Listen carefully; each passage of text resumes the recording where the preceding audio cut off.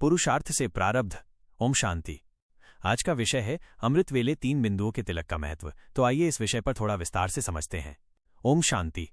हम सभी राजयोग का अभ्यास कर रहे हैं और राजयोग के अभ्यास में सबसे ज्यादा महत्व अमृत वेले का है।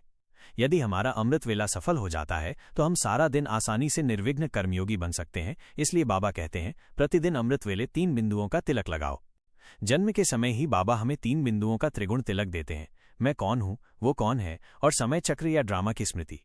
इन तीनों की स्मृति में ही संपूर्ण ज्ञान का विस्तार समाया हुआ है। वे हमें शिक्षा देते हैं।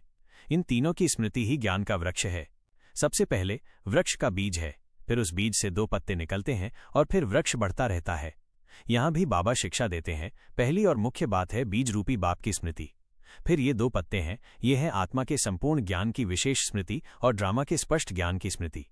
जो लोग इन तीनों की स्मृति में निरंतर रहते हैं उन्हें निरंतर स्मृति स्वरूप होने का वरदान प्राप्त होता है, ऐसा बाबा कहते हैं।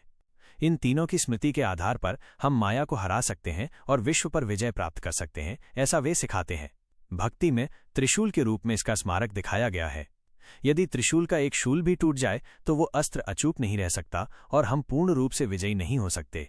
अक्सर ऐसा होता है, बाबा देखते हैं या तो आपके पास केवल 2 बिंदु होते हैं या केवल 1 बिंदु या कभी कभी कोई बिंदु ही नहीं होता। विजयी होने की कुंजी है तीनों बातों की स्मृति होना, अर्थात तीनों बिंदु एक साथ होना। तब मैं स्मृति स्वरूप हूं, तब मैं अविनाशी तिलकधारी बन जाती हूं। अगर मैं तिलक को मिटने दूं तो मुझे बार बार खुद पर तिलक लगाना पड़ेगा।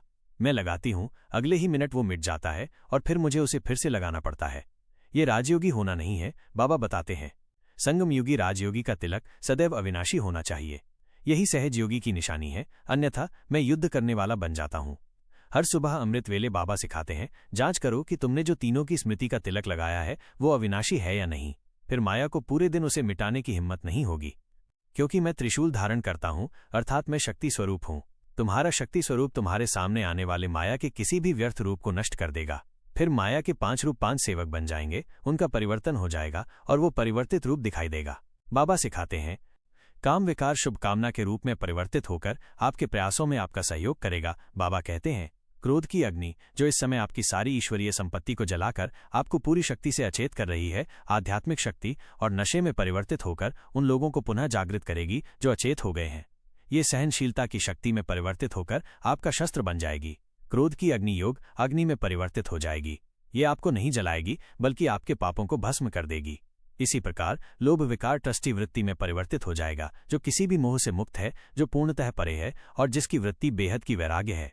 सारा लोभ समाप्त हो जाएगा और आप बार बार मुझे ये चाहिए कहने के बजाय सभी इच्छाओं से पूरी तरह अज्ञानी हो जाएंगे। बाबा कहते हैं आसक्ति प्रेम में परिवर्तित होकर बाबा की याद और सेवा में आपकी मदद करने वाला आपका विशेष साथी बन जाएगा। इसी प्रकार अहंकार स्वमान में परिवर्तित होकर आपकी कला को ऊपर ले जाएगा, देह अभिमान उसे नीचे ले जाने में निमित्त बन जाता है। इस प्रकार सभी विकार अपने प्रचंड रूप में सभी श्रेष्ठ शक्तियों के रूप में परिवर्तित हो जाएंगे और आपकी सेवा में सहयोगी बनेंगे। बाबा कहते हैं वे मुझे विश्वास दिलाते हैं कि इसके लिए बस इन 3 बातों की जागरूकता की आवश्यकता है। एक विजयी आत्मा अपने शत्रु का रूप अवश्य बदल देगी।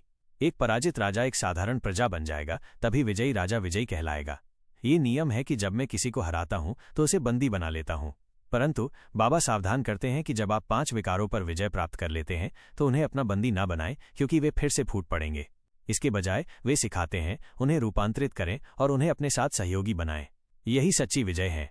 इसलिए वे कहते हैं हमेशा सुनिश्चित करें कि आप पर निरंतर जागरूकता का त्रिगुण तिलक लगा रहे। आपका आत्म परिवर्तन ही विश्व परिवर्तन लाएगा। तो आज सारा दिन 5 स्वरूपों का अभ्यास करेंगे। अपने भाग्य को सामने देखेंगे। हमारा देव स्वरूप जिसमें हम बहुत भाग्यवान हैं, हमारा पूज्य स्वरूप जिसमें हमारी जड़ मूर्तियां भी दाता हैं, हमारा फरिश्ता स्वरूप जिसके द्वारा हम विश्व का कल्याण करेंगे। तो इन 5 स्वरूपों को हर घंटे में एक बार स्मृति में अवश्य लाएंगे। इससे हम व्यर्थ से मुक्त रह सकेंगे। दूसरा अभ्यास करेंगे मैं विश्व ग्लोब के ऊपर हूं, सर्वशक्तिमान शिव बाबा के साथ कंबाइंड हूं। मुझसे सुख शांति और प्रेम की शक्तिशाली पवित्र किरणें निकल रही हैं, जिससे सारे संसार के ऊपर सुरक्षा कवच का निर्माण हो रहा है। सभी आत्माएं सुरक्षित और उनकी शुद्ध मनोकामनाएं पूर्ण हो रही हैं। ओम शांति।